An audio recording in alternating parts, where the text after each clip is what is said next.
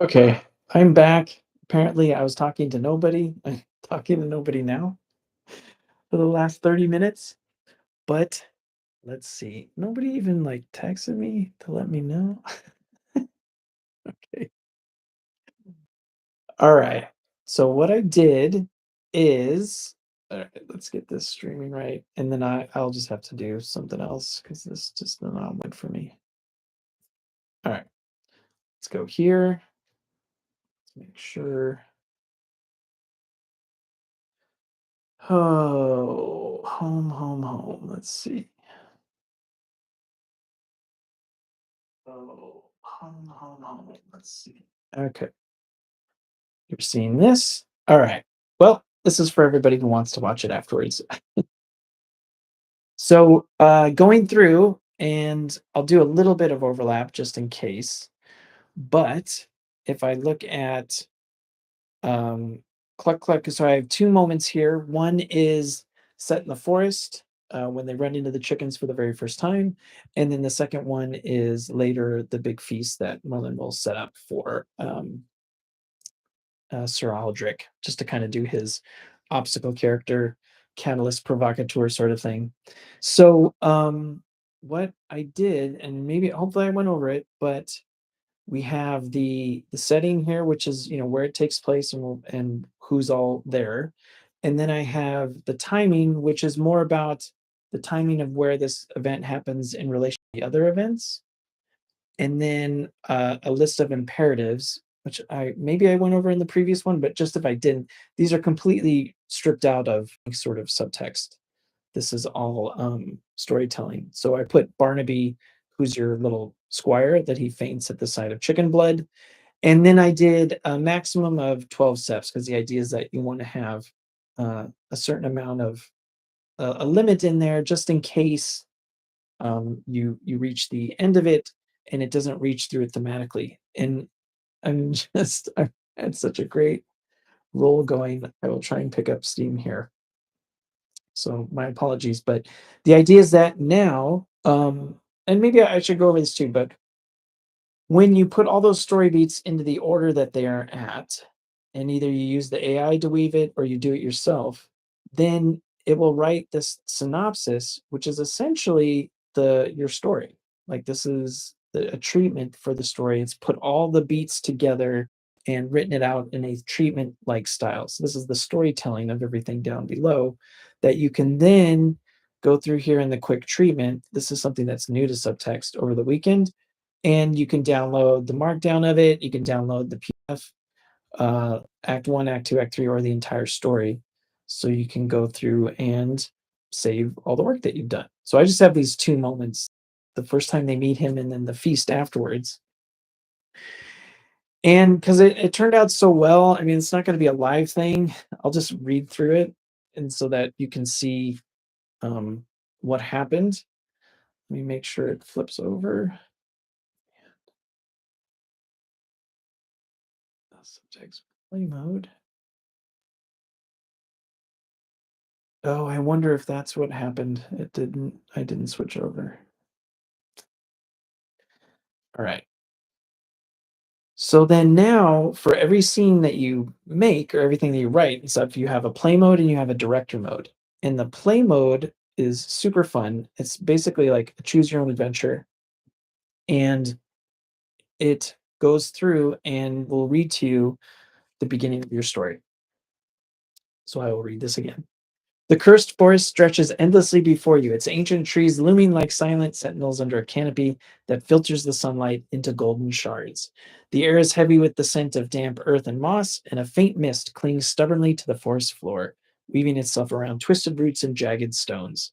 The quiet is almost suffocating, broken only by the occasional flap of wings or the soft crunch of distant footsteps. Then, like a dream turned absurdly real, a flock of golden feathered chickens appears in the middle of the overgrown path.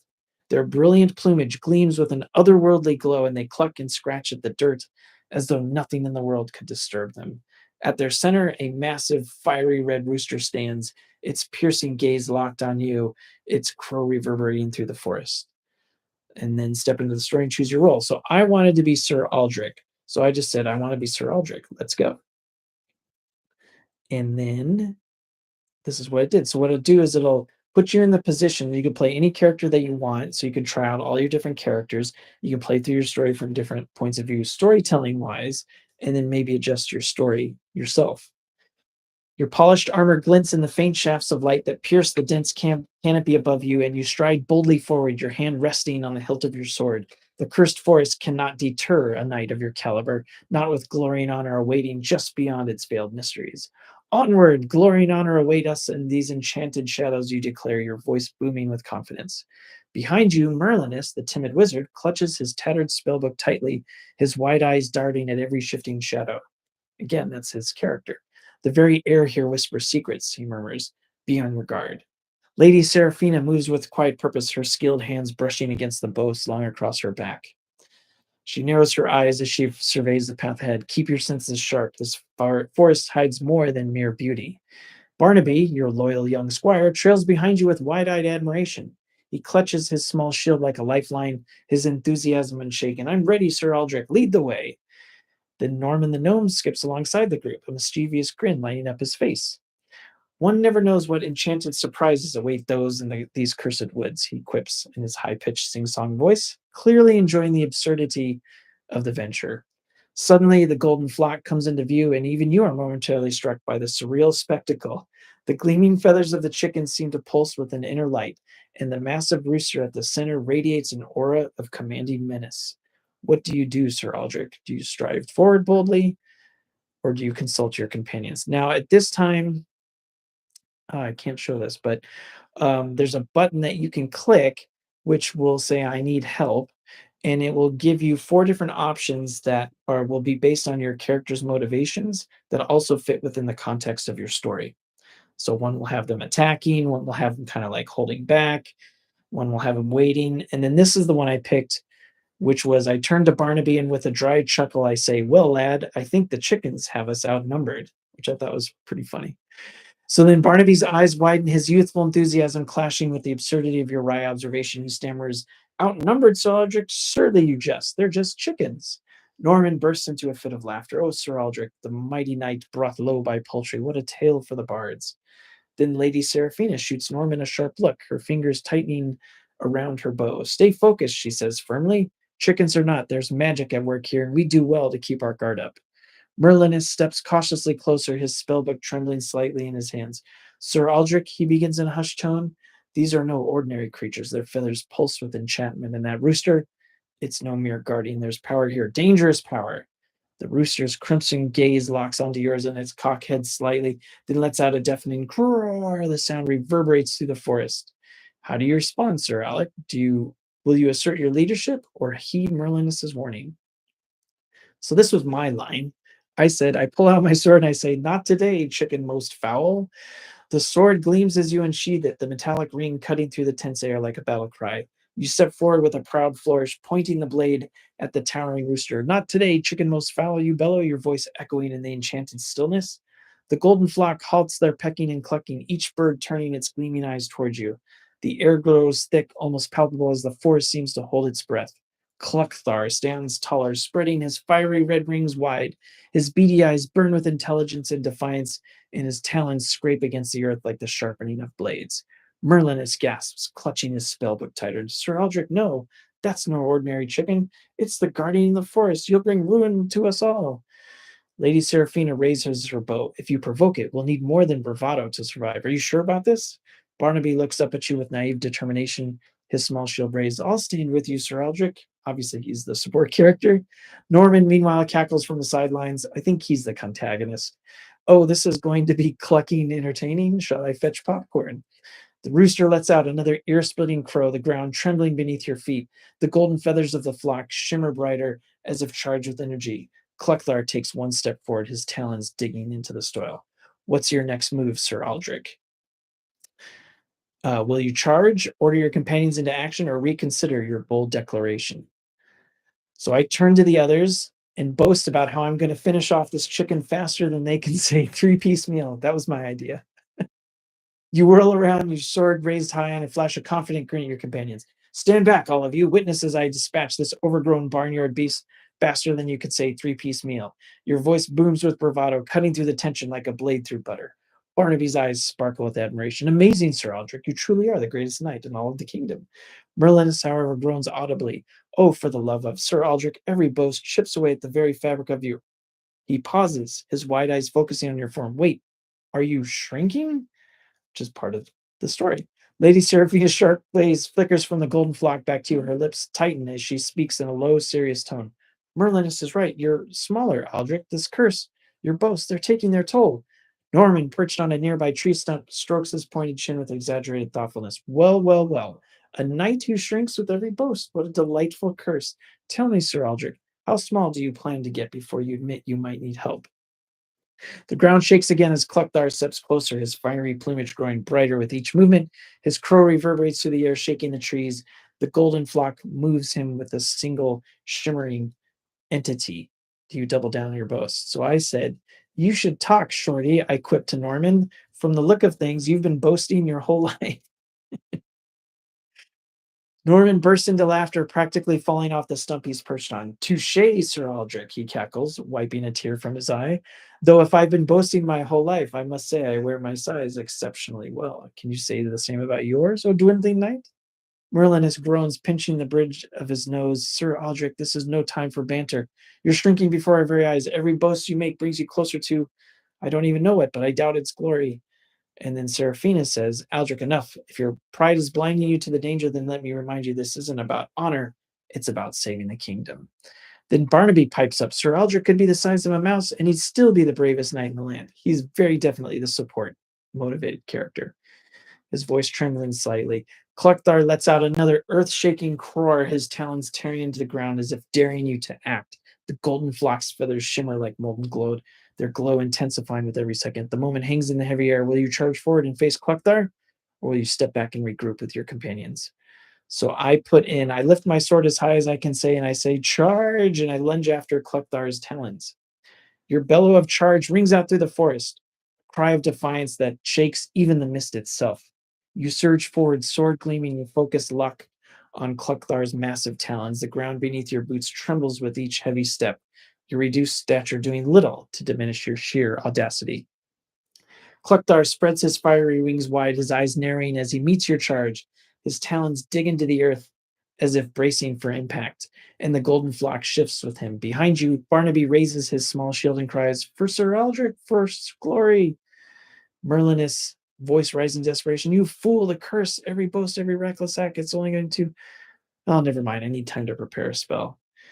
And he's the reason character, so all his stuff is very logical and very controlled. And then Norman, observing the chaos, clasps his hands together. Oh, this is rich. Who knew Trickens could inspire such drama? Do try not to get stopped, Sir Aldrich. I'd hate to repaint the forest with nightly splatter. Your blade arcs downward as you lunge at Cluckthar's talons. For the moment, time seems to slow. The shimmer of the rooster's feathers, the glint of your sword, the collective gasp of your companions. Then, with a clang that reverberates through your very bones, your sword strikes. Cluckthar's talon deflects the blow with an almost metallic resonance.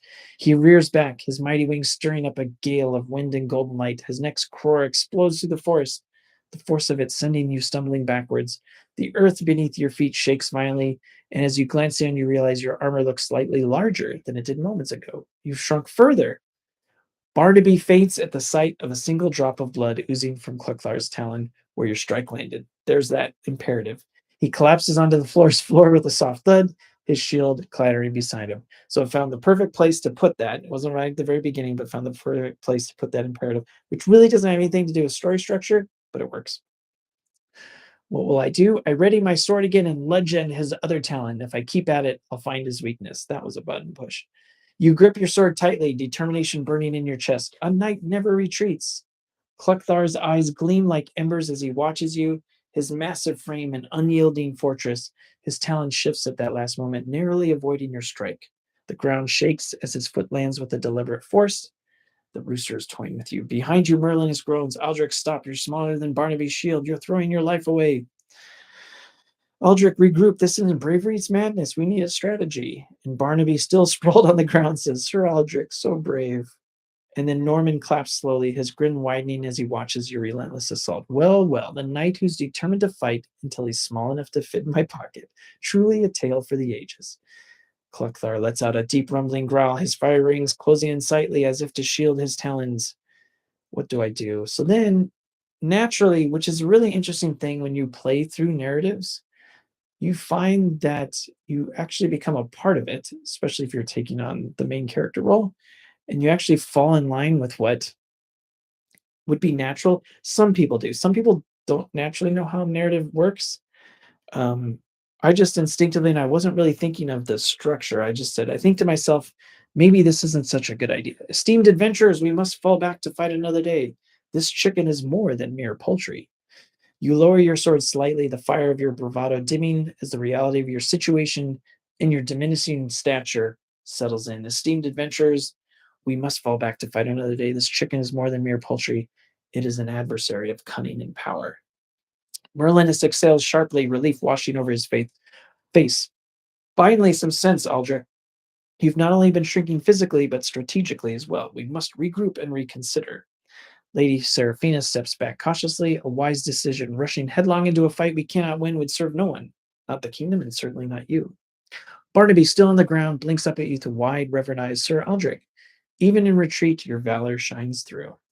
Norman snickers, hopping down from his stump with a theatrical bow. Ah, tactical retreat, how noble. Though, if I may, perhaps next time we bring breadcrumbs instead of swords. Behind you, Cluckthar watches the group with unnerving stillness, his glowing eyes tracking your every move as his flock clucks in eerie harmony. The rooster doesn't pursue, but his presence remains a heavy, menacing weight as you and your companions begin to withdraw. As you step back into the dappled light of your forest path, your companions fall into step behind you. The mist swirls around your boots, and the distant sound of Cluckthar's crow echoes ominously, a reminder that this battle has only been postponed. You've learned a hard lesson today, Sir Aldrich, one that may weigh heavier than your shrinking armor. The forest is still vast, the danger is still present, but for now, you live to fight another day. So, you don't get to see this live. I'll be doing tons of these, and I probably will not do live streams anymore. I'll just do Zoom since it always works. But what it would do is right now there would be the spinning thing, and it goes through and concludes the scene. This one I think ended naturally. So it said, and with that, the scene concludes. Allow me a moment to analyze the journey you've just undertaken. And so what it is Muse is going through and analyzing all the different beats against the narrative structure that you've created. And then we'll go through and give you an analysis of how that all turned out. So you can see if maybe you should hit some more beats harder, if you really liked how it played out. Um, and it gives you just a really quick little one because this one was worked out on it naturally.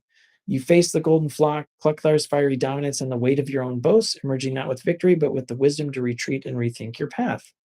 Your boldness may have cost you some inches, but you have lived to fight another day.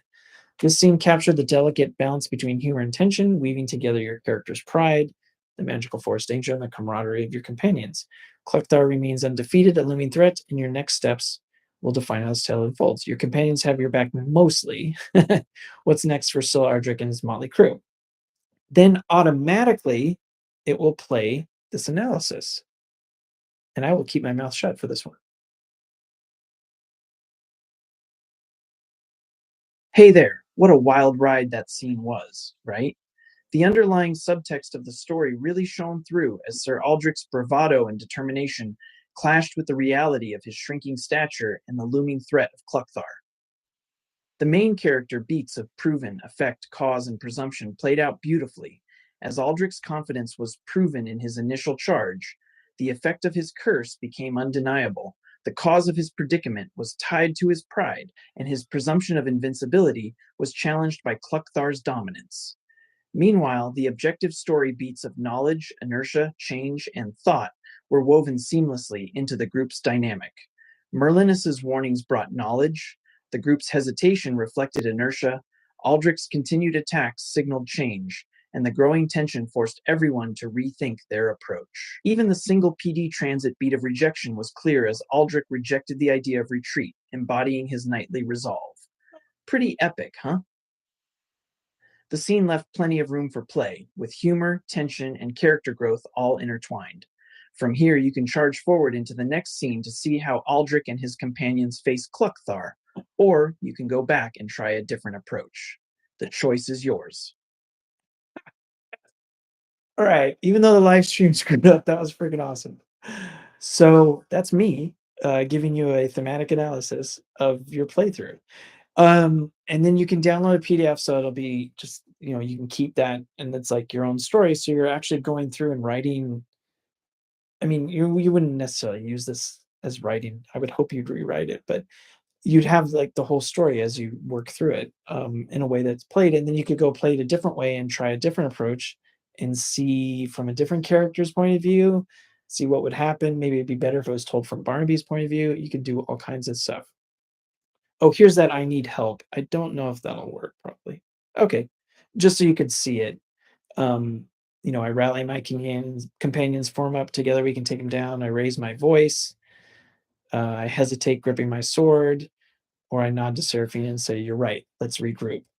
So that's the kind of thing that would pop up. And all those are different motivations based on the character and how they are in context of where the story is. So these are ones from the very end where basically I did this one at the end, but kind of my own version of it. And so it interpreted that as being the end of the scene and went ahead and concluded it. So then what's really, really fun too is you can start to build up the whole act.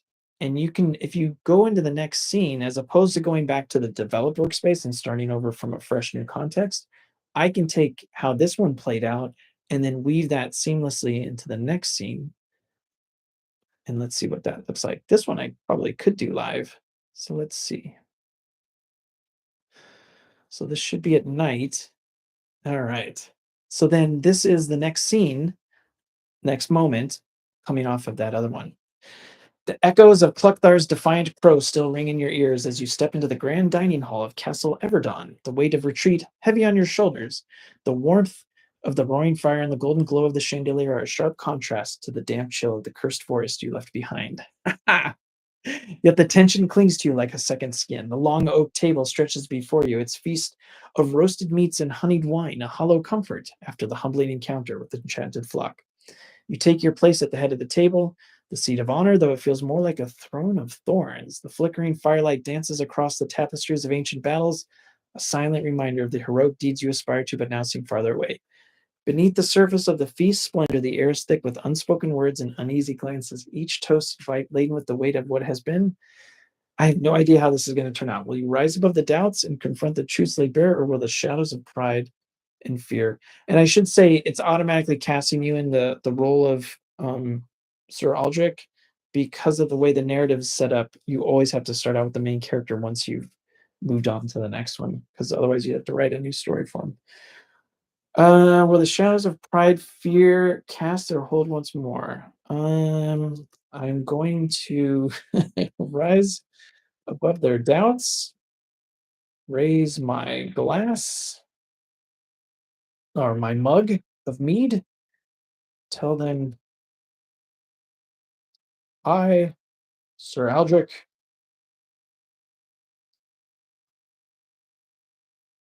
have once again shown that I alone hold the kingdom together. Huzzah! Let's see if anybody comes back. Let's see.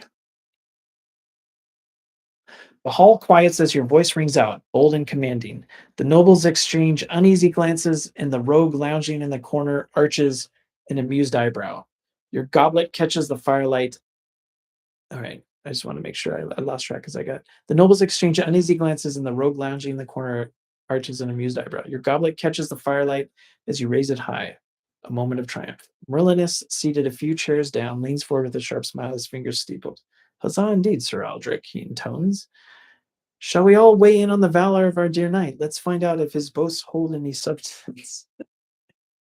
The rogue snickers into his goblet, and Lady Seraphina, ever the peacekeeper, shoots Merlinus a warning glance. But the challenge hangs in the air like the weight of the chandelier above all, and all eyes are on you. Will you accept Merlinus's provocation or deflect it with another grand gesture? See, he's working some obstacle character on me. I slam my goblet onto the table. If any of you doubts my deeds, speak now. I will gladly recount every moment of my triumph against the enchanted I mean, that's gotta be it.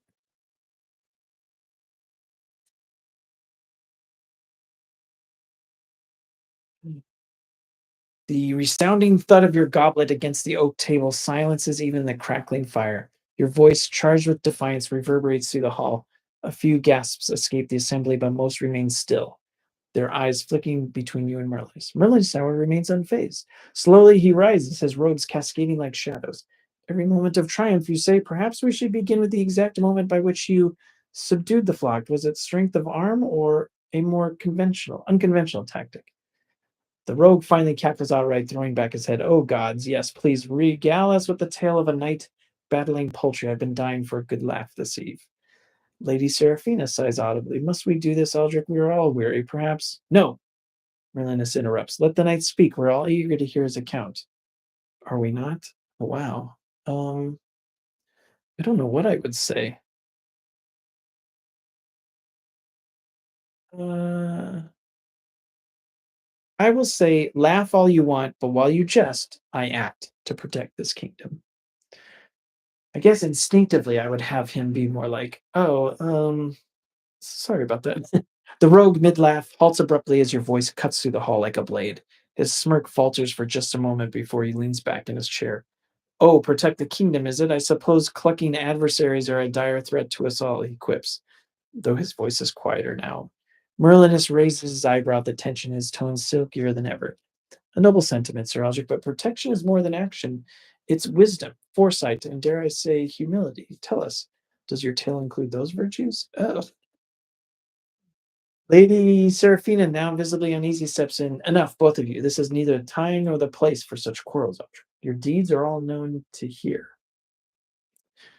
But Merlin's challenge lingers in the air. He's challenging, but protection is more than action. It's wisdom, foresight, and dare I say, humility. Foresight.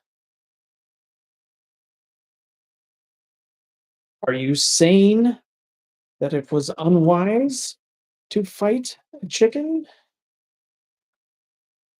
Truly, you jest.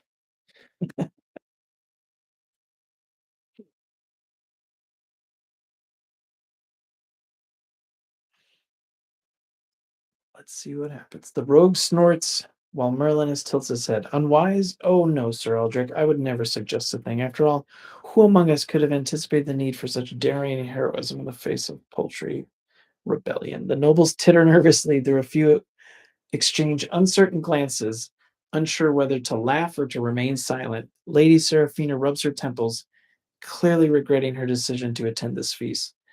Merlin presses on undeterred. But since you bring it up, perhaps. Oh, come on. This cannot fail. Is it going to fail?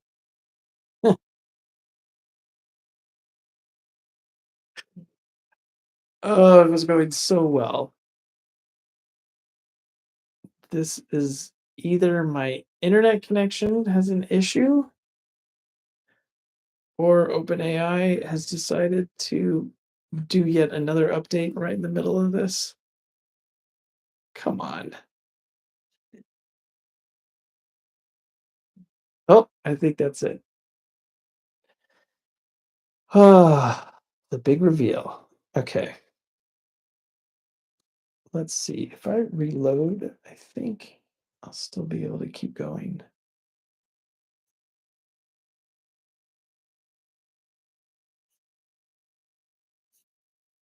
Okay, it's truly just. This is off the last one. What did I say? Oh, glare at Merlinus and say, are you saying it was unwise? Oh, I know what I'll say. To take in, to stand with the kingdom's most ferocious, ferocious fighters against mere poultry. We're running out of chicken jokes.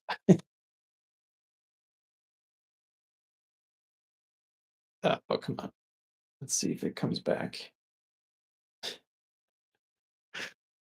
Merlin's smile tightens, and for a moment you catch a flicker of irritation. Ferocious fighters, you say. I never doubted their prowess, only the necessity of their foe. Ooh.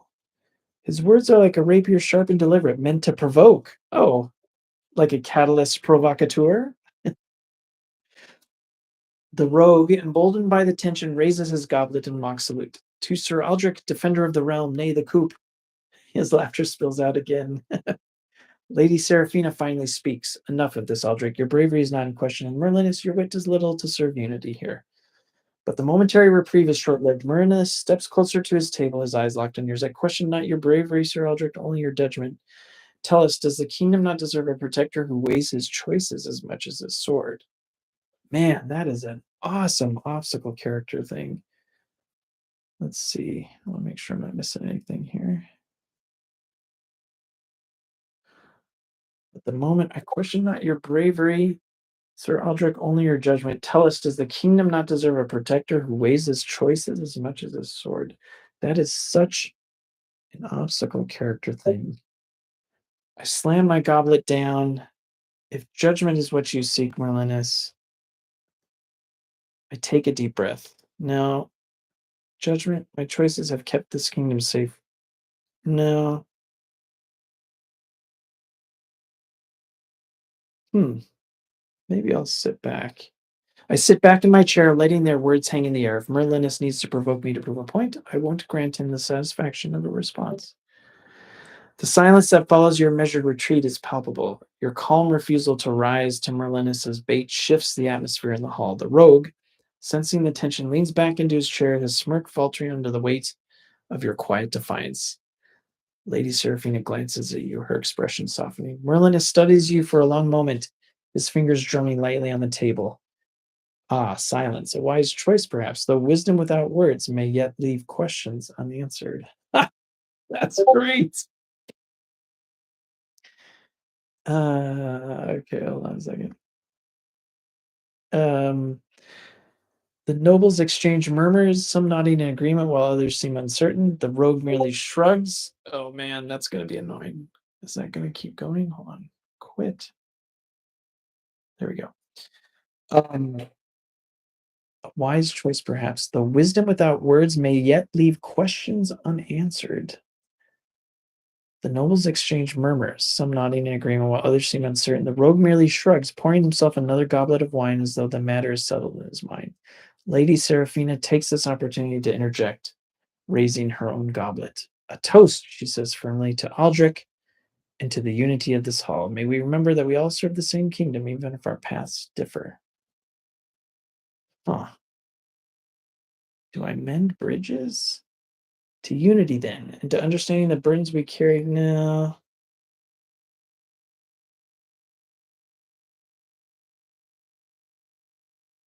Hmm.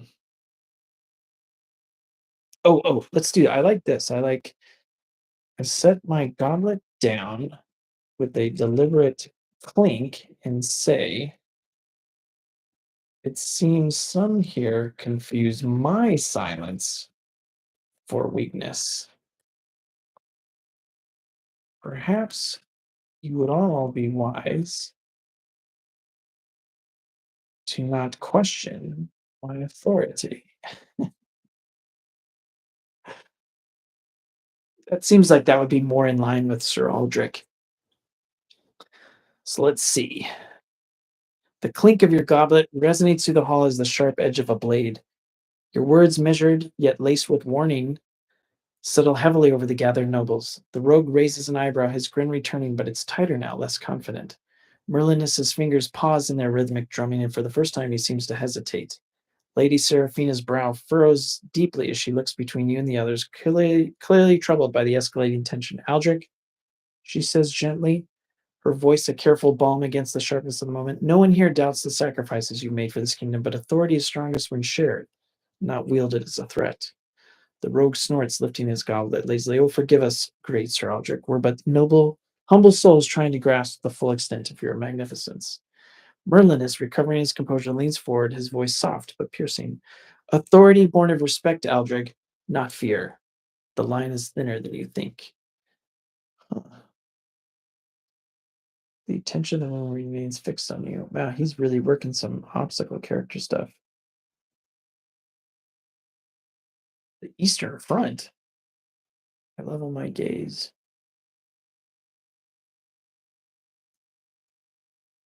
You jest, but perhaps you prefer to test.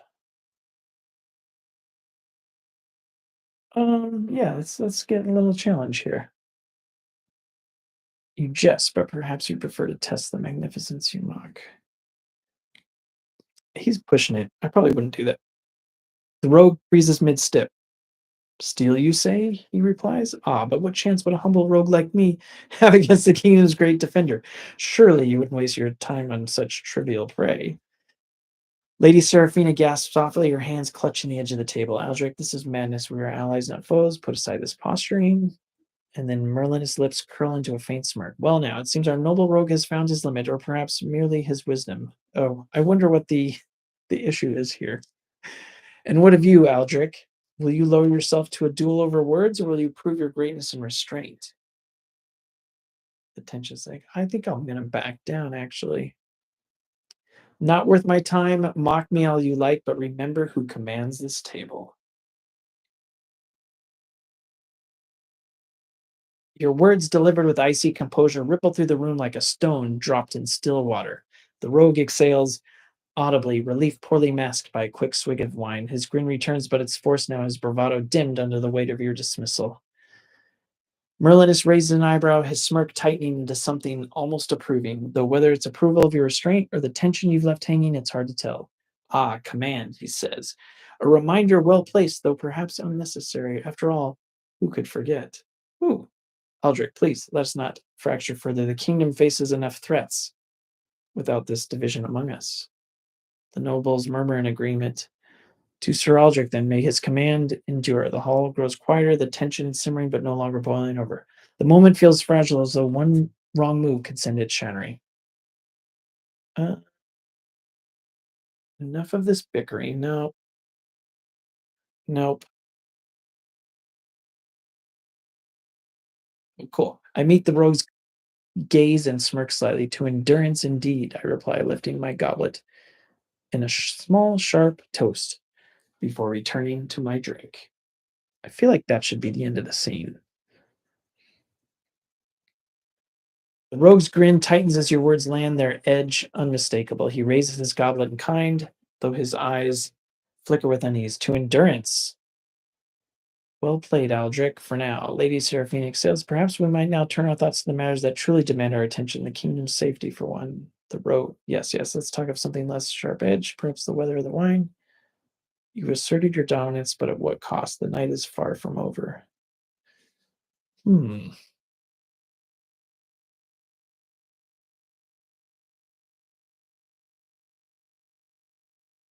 I think the only thing is, um, maybe lean in close to Barnaby and whisper only loud enough for him to hear.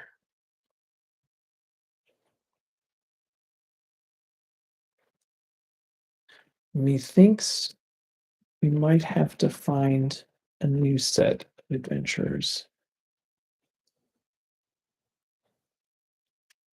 Or perhaps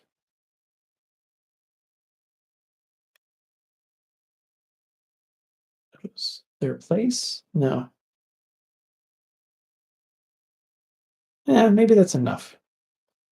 A group with a bit more enthusiasm,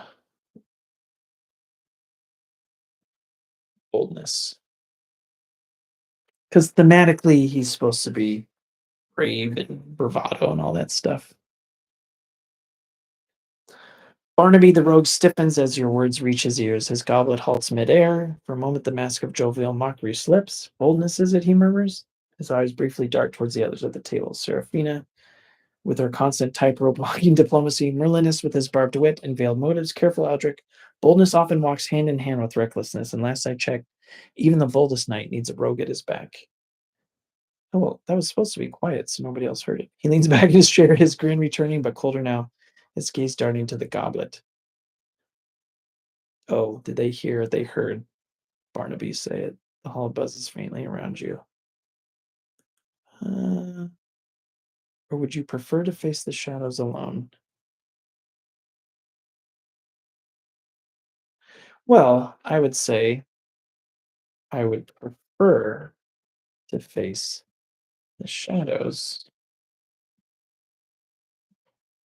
without a shadow of a doubt behind me.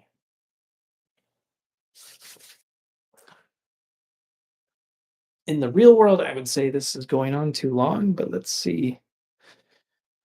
Barnaby's grin freezes, and for the moment, he looks as though he might say something sharp in return.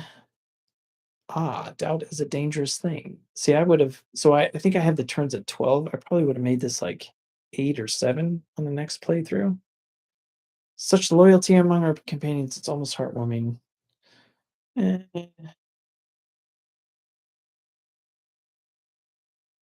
this is one of those scenes that's like too much like talking. Um,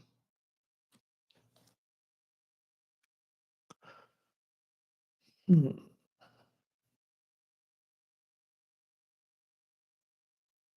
I mean, I guess this one's fine. I take a deep breath and soften my tone. Serafina is right. We're stronger as allies than adversaries.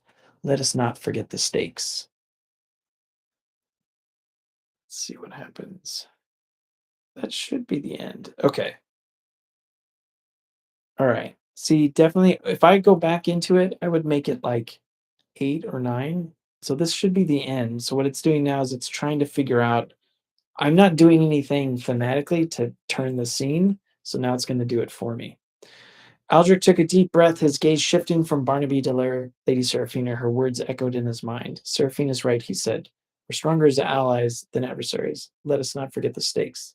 The tension at the table seemed to ease, though not entirely dissipate. Barnaby gave a slow, measured nod, his grin returning, but still edged with something unreadable.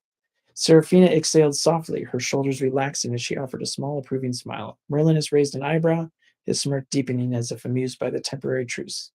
But then a sudden, sharp sensation gripped Aldrich, a feeling he couldn't quite explain, like a shadow passing over his soul. His eyes darted to the enchanted map lying on the table, its faint glow pulsing irregularly. Without hesitation, he grabbed it, his chair scraping loudly against the stone floor as he stood. We need to leave now, he commanded. The others exchanged confused glances, but something in Aldrich's tone left no room for argument. They rose quickly, following him out of the hall and into the icy cold night air. The group made it barely past the courtyard when they were met by a group of shadows. Hey there. Oh, that was quite the scene, wasn't it? To keep the story moving and hit that final beat of hunch, I stepped in to give Sir Aldrich a moment of sharp intuition. The tension at the table had been building beautifully, with Barnaby's subtle challenges and the undercurrent of mistrust between the group. I wanted to honor that dynamic while turning the scene in a way that felt natural. By having Aldrich act on a sudden, inexplicable certainty, it not only showcased his leadership and instincts, but also gave the group a chance to narrowly avoid danger, something that ties back to the earlier themes of doubt and boldness. It kept the story alive, aligned with the author's intent, and left plenty of room for you to explore what happens next. So, what's it going to be? Move forward to see where this leads, or circle back and try a different approach. The choice is yours. Interesting. So he just said, "We need to leave now," and that was supposed to punch. So these would be the beats: theory, trust, test, and then hunch. I mean, so this would be a case where thematically this is right, but it's just kind of weird that he just all of a sudden goes, I mean, would that work? I mean, if it was a comedy and it was something funny and he was like, "Wait, what's that noise?" And then everybody got excited or something, then I could see that breaking out of it. Maybe I'd be fine. Proven. Merlinus begins by questioning the so then these are all the different events I had. There were a set of main character events in here and then a set of obstacle character events. So Merlinus begins by questioning the validity of Aldrich's claims, demanding proof of his leadership. That one worked out well. Accurate. His critiques become more pointed, focusing on the specifics of Aldrid's actions. The absurdity of certain battles, deviation. As the scene progresses, Merlin's challenges reveal a deviation from traditional. Oh, that's cool. He's manipulating the other people to see how he's deviating from traditional heroic expectations, and maybe also the rogue taking over that, and then presumption. In the final moments, Merlinus assumes that his critiques have undermined Aldrich's authority. However, Aldrich's decisive action in the face of danger proves otherwise, leaving Merlin's presumption unfilled. That's actually quite cool. It's almost like he leans back because he feels like he's got it, and then because of that, Aldrich takes the advantage to do the hunch thing. The hunch thing actually would work if there was like, "Hark, what is that?" Oh, so then I'll go through his thematic progression, summarizing the different through lines. Still thinks it's obstacle character. I'll have to fix that. The scene begins with Aldrich's certainty in his leadership and Merlin's skepticism. By the end, Aldrich's instincts are validated, while Merlin's presumption is challenged. This reversal underscores the theme of leadership as both a calculated and intuitive art. I would the only thing I would change is I would go back and I would change that probably to like 8 or 9 steps.